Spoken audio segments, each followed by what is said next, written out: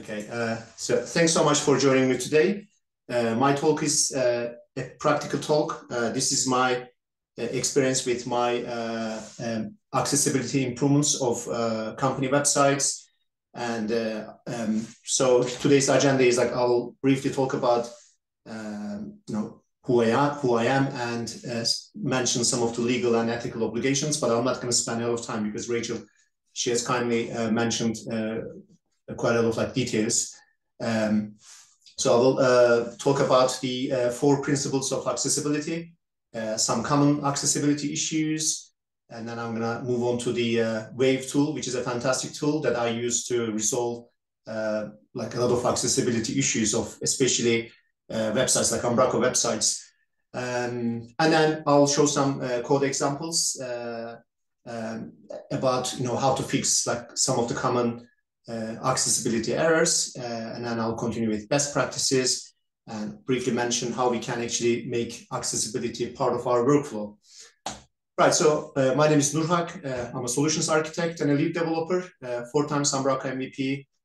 I also contribute to open source projects by writing technical articles, speak at events, organize events. So what is accessibility? I mean, you already know a lot about accessibility, so I'm not going to spend a lot of time, but it's essentially designing and developing websites so that people can perceive, understand, navigate, and interact with them effectively.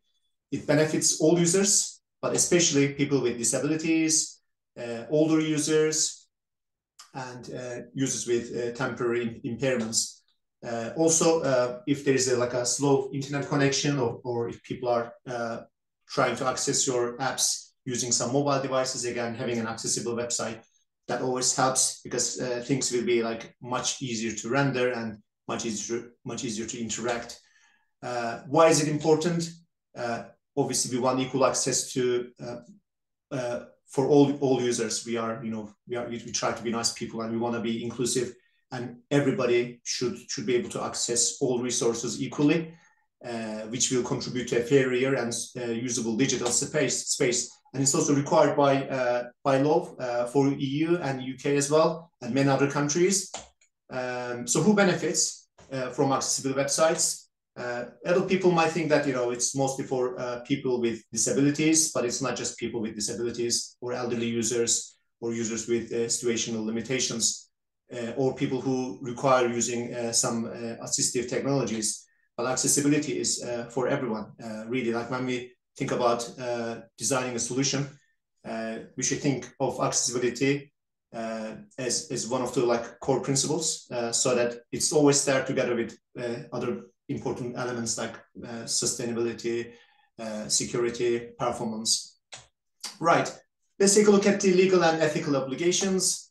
As the previous speaker also mentioned, we have quite a few legislations and law that we have to follow. But before that, let's take a look at this web content accessibility guidelines. It is essentially a sort of technical standards to improve accessibility for websites, and it was developed with individuals and organizations to create a common standard for web content accessibility, and that should hopefully meet the needs of individuals, organizations, and governments internationally. You can access to the website from here, and it's a super useful website. You can learn the latest details from this website. And talking about the law, there are various regional and international regulations mandating accessibility. As you can see, we have a number of examples here, different countries, they are following different kind of accessibility regulations or law. And specifically for UK, we have to follow a minimum WCAG 2.0, and we also have this Equality Act 2010, and you can get more information about policies from this URL. Again, briefly, UK and EU web accessibility laws. We have to, even though, for example, for UK, even though we left EU some years ago, we are still following some of the EU law in terms of accessibility. And so any private sector organization or public sector organization selling products or services within the EU, they have to comply with the EU law. And as Rachel also mentioned, if your services are used by the EU population, then you have, as the UK agencies, you have to follow the EU law as well as the UK. And we have our own Equality Act 2010. So this basically says like service providers have a legal obligation not to discriminate against people based on a number of protected characteristics, including disability. And in order to comply with law, we have to include, basically, we have to create solutions that is inclusive for everybody. I'm not going to get into details of the law because I'm not an expert of this area, but there's a lot to read. Please feel free to read all these details. I've shared my presentation on my GitHub repo. You're going to see the link in the end, so feel free to access to my presentation. There's a lot of good read. So as a agency within the UK, if you are working with the public sector, yes, we have some legislations that we have to follow. And if you are working for a private sector, again, yes, we have this Equality Act 2010, which states that UK goods and service providers cannot discriminate against disabled people. So in any case, we have to create like accessible solutions because that is required by law. Right. Accessible websites or agencies or organizations with accessible apps, websites, it's really good for their reputation and SEO benefit. There are SEO benefits because, accessible websites, they are generally on top of the search results, and it reflects positively on the brand because it shows that you actually care about being inclusive and you want to serve everybody. And so again, like talking about there's also this corporate reputation. It's really like how people see you. If you really want to have a nice reputation as an organization, you should really care about accessibility, not just because it's as I always say, like we Umbraco people, we are mostly like good people. All of us are almost like good people. So not just because we are good people, we want to be inclusive, but it's also really good for our reputation. Right, let's take a quick look at the 4 principles. So 4 principles are information and UI must be presented in ways user can actually perceive. So for images, for example, text alternatives is an example, and users should be able to access everything on the page using something like keyboard or some other means. That's the operable principle. And content editors, they must create like understandable content to minimize confusion.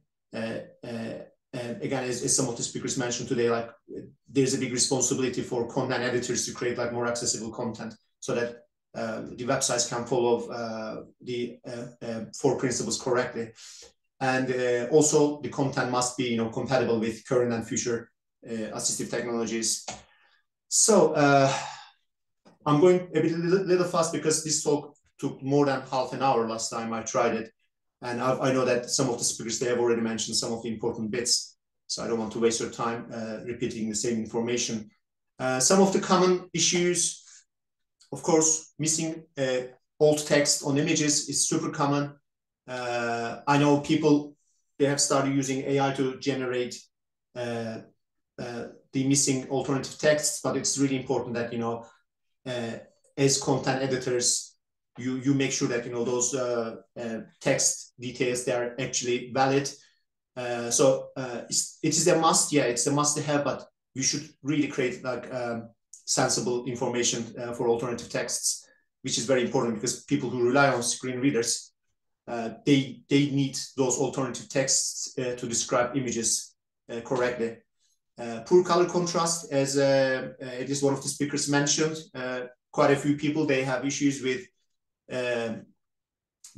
they have like eyesight issues, basically, including myself. I'm also colorblind, even though it's like minimal, but still like when you have the wrong contrast for me, then I struggle to sometimes read stuff, and it's super common. So again, you make sure you have the correct color choice for your apps. Improper heading structure, like quite often you have this HTML page, and you start with H1 normally, and then you continue with H2, H3, etc. But then quite often you have H1 and then H3 and then maybe H2. Maybe it looks nice from a content editor's point of view, but improper heading structure, that actually causes a lot of confusion for people, especially again like who use things like screen readers. Again, non-descriptive links. So quite often you have, maybe if it is like latest news page, you might see link descriptions like click here to read more. But if you cannot really see the page, if you have issues with seeing the content that is rendered on that page, then click here doesn't really make a lot of sense. Maybe you should say click here to read more about the news, maybe news title, whatever it might be. Or it could be, if it is like a video, you can say watch more about the little description about the video, whatever it is. Keyboard navigation issues, again, this is super common, like especially when you have lots of navigation items, and if you don't want to read the navigation items every single time, because most of the time you want to just read the main content, you should give options to the users to actually skip the navigation and go to the main content and use the keyboard to actually navigate through the page correctly. I'm going to give some examples for this. Hopefully it will make more sense if you don't have the experience. So yeah, the most important part of my talk is the Wave tool. It is a web accessibility evaluation tool. It's free to help developers identify accessibility issues on a page, and it's developed by this wonderful team, Web Accessibility in Mind. They are a leading team in accessibility education, and this tool is accessible on almost all major browsers. You have extensions, and if you don't want to install the extension, you can just go to the website and actually use the tool. While it can identify quite a lot of accessibility issues, it cannot actually fix all of them, because as a human being, you still need to identify the issues and address them. And also Wave, as all tools do, it can also identify issues incorrectly, so you have to go and check and correct it yourself.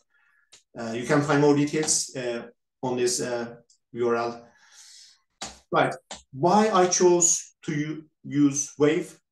Because it saves me a lot of time. I just want to show you this little detail. So just to give you an example from one of my recent projects, the client came to me and said, they had accessibility issues, and they shared this 144 pages long accessibility report with me, and I only had 2 days to address pretty much all of the issues for this Umbraco website. And I did think about reading the whole document, but it was going to take me probably more than 2 days just to read the report, let alone address all of the issues. And then I decided to use Wave for this project, because it saves me time. I don't need to read every single thing in that report. I can just use the Wave, check if it is an Umbraco page, for example, you have your templates, and you can go and check, for example, home page template. You can check the home page using this Wave tool and find all of the accessibility issues and then address them. And so you can apply the same logic for all of your templates. If you have modules like block grids, block list modules, you can create one content page with all of those modules in it, and then run this Wave tool to actually check all of your issues with your all blocks. And that's actually useful. You can address all of them in one go, rather than just fixing the problems that are mentioned in that report. These reports are so long, and they are not always super clear, and Wave actually simplifies things quite a lot for everyone. Right, so let's take a look at this tool. It's very simple. You can simply go to wave.webaim.org and enter your website URL, and then check all of the accessibility issues. I gave the same talk for DDD Southwest conference a couple of weeks ago. I actually checked their website. As you can see, I typed dddsouthwest.com, and surprisingly, I didn't find any accessibility issues, because normally you find generally minor issues, if not major issues. But well done to the DDD Southwest team. You know, they have a fully accessible website. So that could be because maybe the website is not super complex. It's quite simple. Again, when you have a simple structure, it's generally good for accessibility. And they obviously made the right decisions to make it like more accessible for everyone. So when you run your test, then the Wave tool is gonna create a summary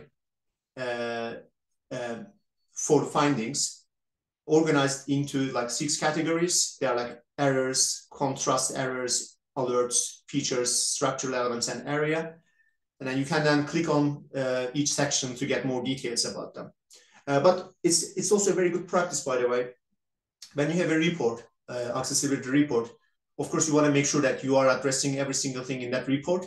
And if you are using something like DevOps, it's really important that you create a nice plan for your accessibility improvements. So it could be like one user story with accessibility, with high-level accessibility issues in it, and maybe a link to the accessibility report. And then you can then create tasks for every single accessibility issue that is mentioned in the report. You don't have to you can, if it is easier for you, you can just create one task basically. But it could be like check accessibility issues for every single template and for all your blocks, which is what I did for this project, as you can see. Right, let's take a look at the details of the Wave tool. So when you run it, it shows you this summary, as I told you. And for this case, like there are like 5 errors and some contrast errors, some alerts, and structural issues as well. And when you click on the details, if you click on the view details button or go to the next tab, which is the details tab, then it will give you more details about the issues. Alternatively, you can also click on the icons on the UI, and it will give you like more details.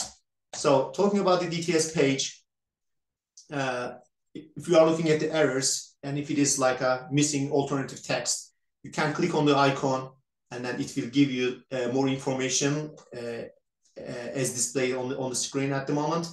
It says basically an image without alternative text results in an empty link. This is again a common issue. So you can simply go to your template and make sure that you have your correct alternative text set for that image. And then after you are done with your change, you can run the same test locally as well. And then if everything is good, then sorry, maybe not locally, because for locally you might need to do some additional setup, but you can just deploy your changes to a testing environment and run the same test, and it should hopefully it shouldn't flag it as an error next time. Again, details panel, green icons, they are for features. Blue icons are structural elements, like headings, for example, and purple icons are used to display information about the area. Again, like a couple of speakers, they mentioned the use of area. They are really important, but really we need to be careful using area on the templates, because if you use it incorrectly, then that's going to actually reduce the accessibility of our websites.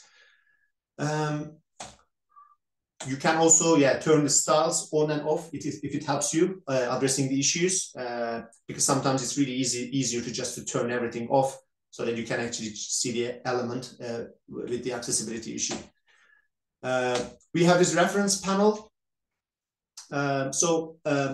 Reference panel gives some handy information about how to address the problems, and some common solutions to them. So for this case, there is this missing form label. And if you click on the code, you can see that the labels, for this case, the labels for attribute and the input's ID attribute do not match, resulting in the label being orphaned and the input being unlabeled. So it actually gives you a lot of information about what could be the reason for this error, and then you can then go and fix it in the code directly. Super, super useful. Right, talking about the structure panel, it shows again the page regions. If there are any incorrect nesting of elements, it will show you the issues. And on the left-hand side, a very simple structure for an HTML page. Ideally, you should have this structure like at a very simplest level. But if you have rather than H2 as your article heading, if you have like H3, and after that, if there's an H2 following, then that's obviously a problem. And that means there's a structural issue. Same for contrast panel. If there are any contrast issues, you need to change your styling to address those issues. Like it can be like very low contrast, for example, for this case. This will be difficult for quite a lot of people to actually read. You can change I don't know, foreground color or background color or both of them to make it like more accessible. There is a lot of information about contrasts. Again, I'm not an expert, but we have to learn more about using the correct colors. So fixing the issues. Let's take a look at some examples. We only have like less than 10 minutes left. Here's an example. In the previous code, there was no alternative text set in the code. What I did, I simply tried to get it from this model. And if it didn't have it, then I set an alternative text by default. Which is not super nice because really you should have the alternative text set in your, let's say, CMS platform. If it is an Umbraco website, it should be set in Umbraco. But you make sure that you always set your image alternative text. Color contrast, some related resources are here. If any colors, if there are issues, then you can use this tool to find them and then change your styling. Again, you can also do some like contrast tests after that. Here's an example again, apply to tags in meaningful nested order. As you can see,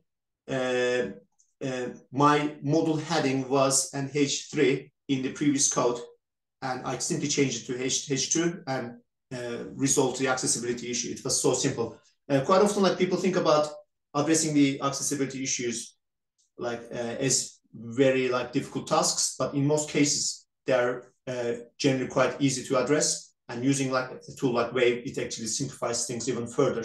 You can just go do your test and find the issue and simply change H3 to H2, and then the job is done. Improving descriptions. So previously again, the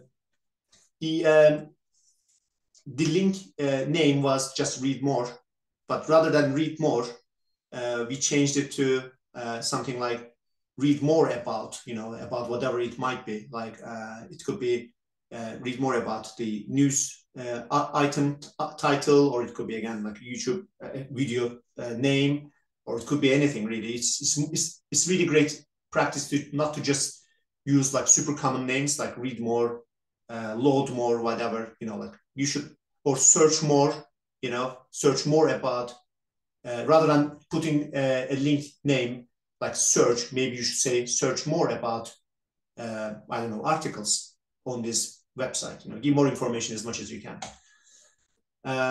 Yeah, full keyboard navigation. This is again very important. Like here's an example from the BBC's website.